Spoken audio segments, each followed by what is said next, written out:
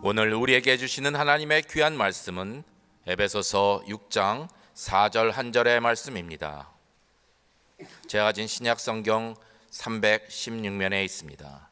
온라인과 영상으로 각 처소에서 예배 드리시는 성도들께서도 에베소서 6장 4절의 말씀을 직접 찾으셔서 한 절의 말씀이니 두 번 이어서 합독하시겠습니다. 또 아비들아 너희 자녀를 노엽게 하지 말고 오직 주의 교훈과 훈계로 양육하라. 또 아비들아 너희 자녀를 노엽게 하지 말고 오직 주의 교훈과 훈계로 양육하라. 아멘. 우리 한번 따라해 보시겠습니다. 오직 주의 교훈과 훈계로 양육하라. 5월은 가정의 달입니다. 사랑하는 모든 성도님들의 가정에 하나님의 은혜와 사랑이 가득하게 되시기를 주님의 이름으로 축원합니다. 하나님은 나를 사랑하고 나의 계명을 지키는 자에게는 천대까지 은혜를 베푸느니라 말씀하셨습니다. 우리와 자손에게 복과 은혜를 베푸시는 하나님이심을 믿어야 한다는 것이죠. 하나님께서 아브라함을 믿음의 조상으로 부르실 때에도 땅과 자손의 축복을 약속하셨습니다. 그리고 우리가 이미 잘 아는 것처럼 아브라함의 나이 100살일 때 사람으로는 불가능한 상황인데도 불구하고 하나님께서는 그를 통하여 이삭을 낳게 하셨고 그와 그의 자손들을 축복해 주셨습니다. 하나님은 불가능이 없는 분이시며 또한 반드시 약속을 지키시는 분인 줄로 믿습니다. 올해 우리 교회는 참 많은 생명이 태어나는 복을 누리고 있습니다. 지난 주일에는 김진호 목사님 가정에 13년 만에 주신 하나님 생명의 선물 김나율, 아리아를 감사와 기쁨으로 이렇게 축복했고, 또 지난 주간에는 우리 김태혁 간사의 가정이 첫 번째 아들 김혜성, 제레미를 건강하게 출산했습니다. 그러면서 이번 달에는 저도 첫 손자를 보게 되니까 주변에서 저희들은 회의 같은 거 할 때 막 손주 자랑하고 그러면 벌금 내도록 하고 그러는데 그랬던 내가 어떻게 할까 뭐 이런저런 말씀들을 하시는데 기쁘기도 하지만 그러나 한편으로는 담임 목사로서 상당히 부담이 되는 것도 사실입니다. 그래서 더 많이 기도하게 되는데요, 제 마음속에 드는 분명한 한 가지의 응답은 있습니다. 그것은 영원을 위해서, 즉 영생과 구원을 위해서 손자를 바라보고 사랑해야 한다라는 것이었습니다. 여러분, 이 세상에서요, 아무리 예쁘고 사랑스러운 아기이고 또 외모가 출중한 사람이라도 나이 30세 정도를 지나면 꺾이게 되어 있습니다. 그때부터 내리막길을 가게 되는 것이죠. 혹시 그렇지 않은 연예인이나 몇몇 특별한 사람이 있어서 우리를 미혹한다 할지라도 여러분, 어쩔 수 없는 인간 육신의 한계는 아무도 벗어날 수가 없습니다. 강철 같은 체력을 가진 분이 세상에서 아주 뛰어난 운동선수였다 할지라도 결국 나중에는요, 혼자 화장실도 못 가는 연약한 때가 온다는 것이죠. 아무리 돈이 많은 부자라도 죽음은 오게 되어 있고요, 그 후에는 결국 이 땅에서의 모든 것은 nothing이 되죠. 그리고 그의 육체도 결국은 땅에 묻혀 썩게 되어지는 것입니다. 여러분, 이렇게 썩어질 육체와 세상의 것만을 바라보며 그것을 위하여 살아야 하겠습니까? 아니면 영원한 것을 생각하면서 영생을 위해서 살아야 하겠습니까? 고린도후서 4장 18절 말씀 우리 같이 한번 읽어봅니다.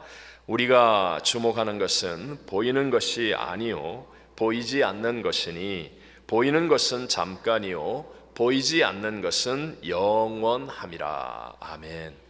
여러분, 정말 이 중요성을 다시 한번 우리가 생각하고 또 결단하기 위해서 예수님이 직접 하신 비유의 말씀으로 한 번 더 설명하면 좀 더 이해가 쉽습니다. 한 부자가 밭에 소출이 풍성하여서 쌓아둘 곳이 없을 정도가 되니까 어찌할까를 고민하다가 창고를 더 크게 짓고 모든 곡식과 물건을 거기에 쌓아두기로 했습니다.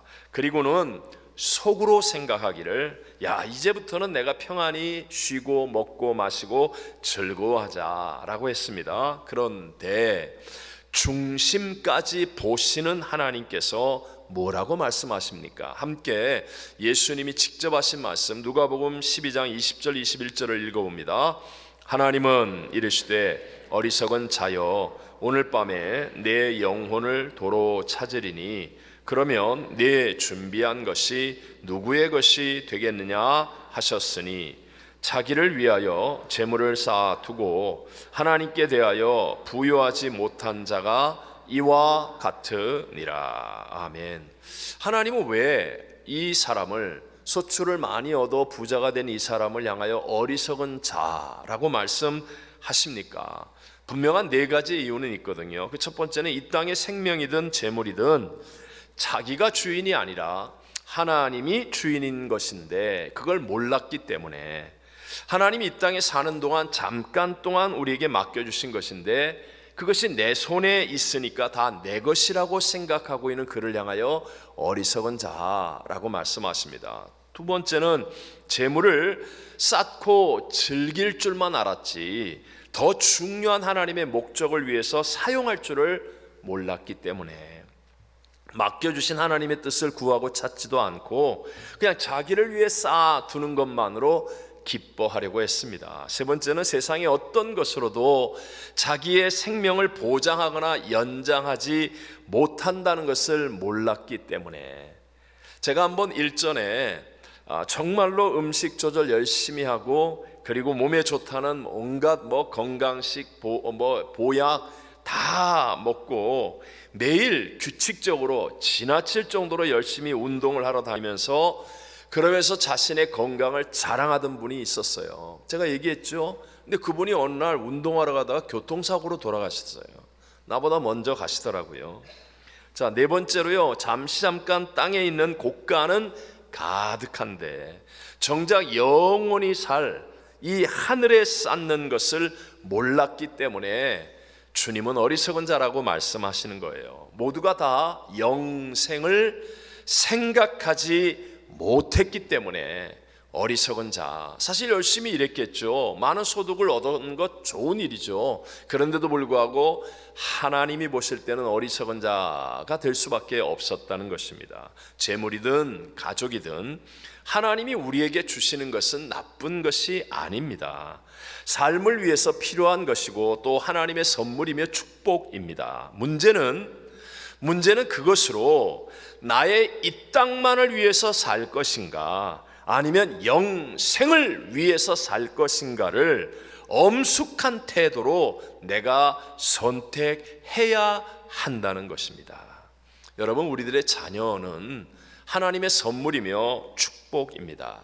그렇기에 살아가는 동안에 정말 우리의 자녀를 위해 중요한 일은 이 자녀를 영생의 길로 인도하는 것, 즉 주의 교훈과 훈계로 잘 양육하여서 구원받아 영원한 삶을 살 수 있게 만들어 주는 것이 중요한 일임을 믿으시기 바랍니다.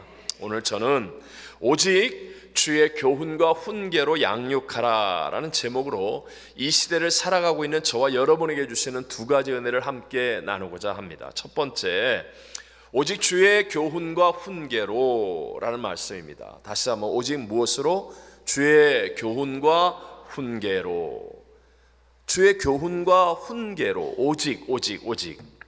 여러분, 자녀 교육에 있어서 세상에서 좋은 대학을 간다는 것, 그것이 얼마나 중요합니까? 그래서 우리가 얼마나 많이 우리 자녀들이 기왕이면 좀 공부를 효율적으로 잘해서 좋은 대학 가기를 위해 노력하고 있습니까? 우리 흔히 말할 때 우리의 자녀들이 좋은 대학을 갔다라고 하면 뭔가 자녀 교육에 성공한 것처럼 생각하거나 말하기도 하지 않습니까? 제가 지난 주간에만 있었던 짧은 사진 동영상 아주 짧게 몇 장만 보여드리겠습니다. 자, 동부의 아이비리그 대학인 콜롬비아 대학, 뉴욕에 있는 대학이죠. 또 하버드 대학. 여러분, 엄청난 데모, 혼란. 이게 지금 저거는 UCLA예요. 우리 LA에 있는 UCLA 대학에서의 지난 주간에 있었던 모습들입니다. 자, 제가 어느 쪽이 옳다 그르다를 구별하기 위함이라기보다는요, 하나님의 은혜가 사라지면 정말 많이 노력하고 어렵고 힘들게 들어간 대학 생활이 저렇게 될 수 있다라는 사실만은 기억해야 됩니다. 마치 캄캄한 길을 가는 것처럼 혼란한 삶이 되어서 세상의 풍조에 휘둘림을 당하게 되고, 결국은 두려움에 빠지거나 감정 조절이 안 되고, 사람을 보아도 의심과 부정적인 생각이 넘쳐나게 되고, 세상이 말하는 대마초, 마약, 이런 어두움의 길로 빠져들 수밖에 없게 된다는 것. 그러나 하나님의 은혜 안에 거하면 빛 가운데서 진리의 길을 갈 수 있게 될 줄로 믿습니다. 문제는 있겠지만, 그러나 문제보다 크신 하나님을 생각하게 되고 바라보게 되면서 감사를 회복하고 기쁨을 찾을 수 있습니다. 마음이 평안하고 감정도 아름다워져서 용서하고 사랑할 수 있습니다. 이해와 관용, 또 긍정적인 생각이 가득한 삶을 살게 되고, 하나님이 원하시는 거룩한 목표와 비전을 찾아서 더 아름답게 존귀하게 살아갈 수 있는 사람이 되어진다는 것이죠. 이스라엘은 전 세계적으로 교육에 좋은 열매를 맺는 나라라는 것을 인정받고 있습니다. 지금은 모르지만 얼마 전까지만 해도 이스라엘의 교육은 오전 4시간에 성경을 먼저 배우고요, 그리고 오후 4시간 정도 일반 교육을 했다고 합니다. 그런데 전 세계적으로 청소년 문제가 가장 없을 뿐만 아니라, 우리 잘 아는 것처럼 노벨상 수상자의 30% 이상을 차지할 정도로 우수한 인재들이 참 많았습니다. 이스라엘은 나라가 없이 전 세계에 흩어져서 2000년 이상을 살았습니다. 그냥 흩어져 산 게 아니라 고난당하고 핍박당하고 뺏기고 그리고 쫓겨나야 했고, 그런 삶이었습니다. 그런데도 불구하고 이스라엘은 아브라함으로부터 약 4500년 동안 그들의 언어를 잃어버리지도 않으면서 하나님 말씀을 전수할 수 있었던 것은 바로 가정에서 신앙을 계승시켰기 때문이었습니다.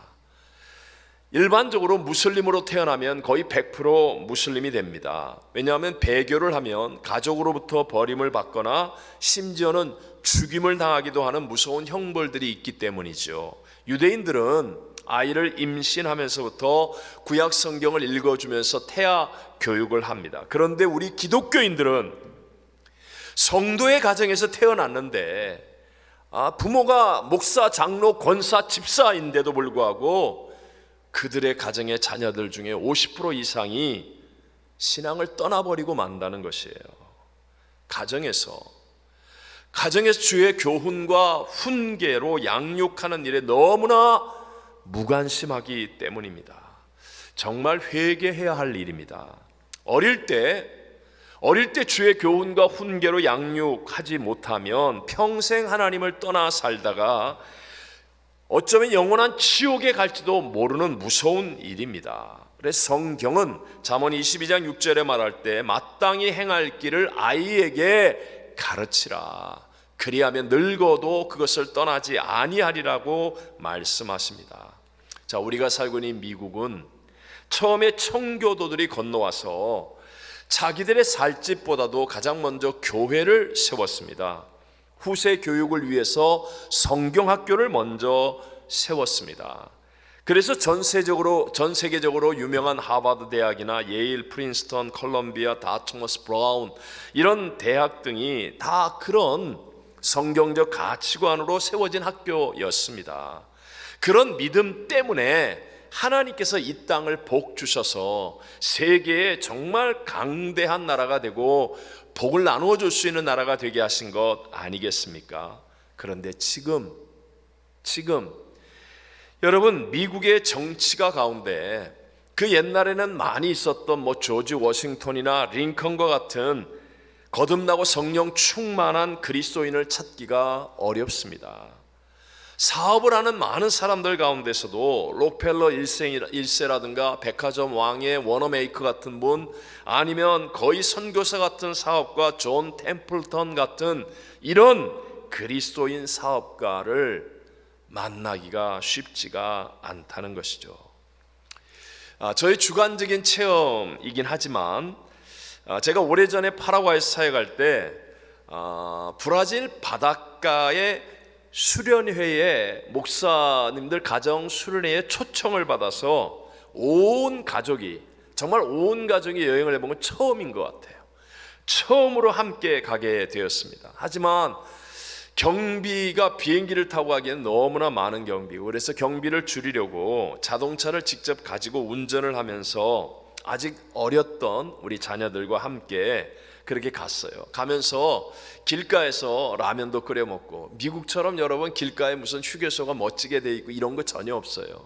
그냥 숲풀 속에 있는데 그 숲 가운데 조금 쓰레기가 적고 빈 공터가 있으면 얼른 가서 거기서 애들하고 같이 라면 끓여 먹으면서 그러면서 갔습니다. 도착해서는 이제 식당에서 뭐 좋은 음식도 먹고 바닷가에서 지냈던 그런 수련회가 끝나고 이제 집에 돌아와서 그리고 이제 가정 예배를 드리면서 제가 어렸던 아이들이지만 물어보았어요. 뭐가 제일 좋았니? 어떤 게 제일 기억에 남아? 그랬더니요, 아주 뜻밖에도, 물론 우리 아이들의 수준이지만 뜻밖에도 길가에서 라면 끓여 먹었던 게 제일 좋았다고, 그게 제일 기억에 남는다고. 그래서 제가 깜짝 놀랐었습니다. 여러분, 우리 한번 정직하게 얘기해 보십시오. 세상에서 정말 비싸고 화려하고 좋은 것이 우리 자녀들에게 꼭 좋은 것이라고 말할 수 있겠습니까? 정말 중요한 것은요, 변하지 않을 뿐만 아니라 우리의 인생을 평안과 복으로 인도하는 주의 교훈과 훈계를 심어주는 것임을 믿으시기 바랍니다. 조금 우리 생각을 위해서 제가 좀 극단적으로 짧게 얘기하자면, 여러분, 멋진 유모차가 중요합니까? 주의 교훈과 훈계가 중요합니까? 비싼 음식이나 좋은 환경이 중요합니까? 아니면 예배가 중요합니까? 화려한 여행이 중요합니까? 아니면 영혼의 구원이 중요합니까? 이걸 우리가 순간순간 정말 깊이 생각하며 선택해야 한다는 것이죠. 두 번째, 오늘 성경은 양육하라 라고 말씀합니다. 뭐라고요? 양육하라, 양육하라. 요즘은 우리의 자녀를 바르게 양육하기에 참으로 힘들고 어려운 여건 속에서 우리가 살아가고 있습니다. 세상의 정사와 권세를 잡고 있는 이 원수마귀가 마지막 때인 것을 알고 우리의 자녀들을 호시탐탐 노리고 있고요, 세상의 교육, 문화, 사회의 모든 전반적인 풍토, 이 많은 것들을 통하여 이미 우리의 자녀를 바르게 양육하기에 너무나 어렵게 만들어 놓았어요. 오죽하면 우리가 서명하면서 청원서를 만들어 상식적인 일들을 법으로 정하려고 애를 쓰고 몸부림을 써야 하는 그런 지경에 된 것 아시지 않습니까? 여러분, 이런 세상 가운데서 우리의 자녀들을 포기할 수 없습니다. 우리의 자녀들을 바르게 양육하려면 먼저 부모님들이 말씀대로 사는 모습을 보여주어야 합니다. 아멘이십니까? 여러 분야에서 뛰어난 삶을 살았던 슈바이처 박사에게 어떤 사람이 물었습니다. 박사님, 자녀 교육에서 가장 중요한 것이 무엇입니까? 자녀 교육에서 가장 소중한 것 3가지만 좀 가르쳐 주세요. 그랬더니 이 슈바이처 박사가 주저하지 않고 이렇게 대답했습니다. 자녀 교육에서 가장 중요한 것은 첫째, 뭐라고요? 본보기. 둘째, 본보기. 셋째, 본보기. 본을 보이라는 거예요. 본을 보여야 한다. 본을 보여야 한다. 자주 말씀드리죠. 소나 말은요, 뒤에서 채찍을 흔들거나 때려서 가게 할 수 있지만, 그러나 사람은요, 앞에서 본을 보여야만 갈 수 있다는 거예요. 우리의 자녀들은 앞에 서 있는 우리들의 뒷모습을 보고 배우는 겁니다. 우리가 살아가고 있는 그 모습을 뒤에서 보는 우리의 자녀들이 그대로 보고 따라올 수밖에 없다는 거죠. 그러므로 이제 앞선 세대가 된 저와 여러분이 우리의 다음 세대들 앞에서 신앙의 우선순위를 가르쳐 줘야 합니다. 세상에 그 무엇보다도 예배, 기도, 헌신, 선교가 중요하다는 본을 보여주어야 한다는 거예요. 우리가 그리스도인 아빠와 엄마로, 그리스도인 남편과 아내로, 그리스도인 직장인이고 사회인으로 살아가는 모습을 우리의 자녀들이 뒤에서 보고 따라올 수 있도록 본을 보이는 삶을 살아야 할 줄로 믿습니다. 이탈리아나 프랑스의 명품 브랜드 대부분은요, 대기업에서 생산되는 상품이 아닙니다. 여러분 아시죠? 오히려 중소기업이 훨씬 더 많고, 어떤 브랜드는 그냥 집안 형제들끼리 만들어서 세계 시장을 주름잡는 명품 브랜드가 되기도 했습니다. 이유는 대를 이어가면서 세계 최고가 되는 명품을 만들기 때문이라는 것입니다. 마찬가지로 사람도 신앙의 대를 이어간다면, 그러면 믿음의 명문 가문이 되어서 원수마귀를 이기고 세상을 이기고 하나님의 영광을 드러내는 정말 아름답고 풍성한 열매들을 맺게 될 줄로 믿습니다. 시편 127편 3절 말씀 같이 읽어볼까요? 자식은 여호와의 주신 기업이요 태의 열매는 그의 상급이로다. 아멘. 많은 기업이 있지만 최고의 기업은 자식입니다. 여호와 하나님이 내게 주신 기업, 그리고 하나님의 상급이라는 말이 맞습니다. 여러분, 그래서 생각해 보십시오. 세상에 다른 일들이 다 잘 되고 내가 뭔가 성공했다고 할지라도 자녀가 잘못되면 여러분, 그런 거 다 아무것도 아니잖아요. 그러나 세상에 다른 일들이 좀 어렵고 힘들고 때로는 실패를 경험했다 할지라도 자녀들이 성공하고 잘 된다면, 그러면 그런 실패와 어려움들 또한 아무것도 아닌 것처럼 된다는 거죠. 세상에서 하나님이 우리에게 주신 기업인 이 자녀들을 바르게 양육하는 것은 그 어떤 것보다도 중요한 일이라는 것을 우리에게 깨닫게 해 주는 것입니다. 그리고 이 중요한 자녀를 양육하는 데 있어서 부모보다도 더 중요한 역할을 할 수 있는 사람은 없는데, 안타깝게도 말입니다, 오늘날 많은 부모들이 그냥 열심히 돈 벌어서 잘 먹이고 잘 입히면 그것으로 좋은 부모가 되는 줄로 착각하는 거예요.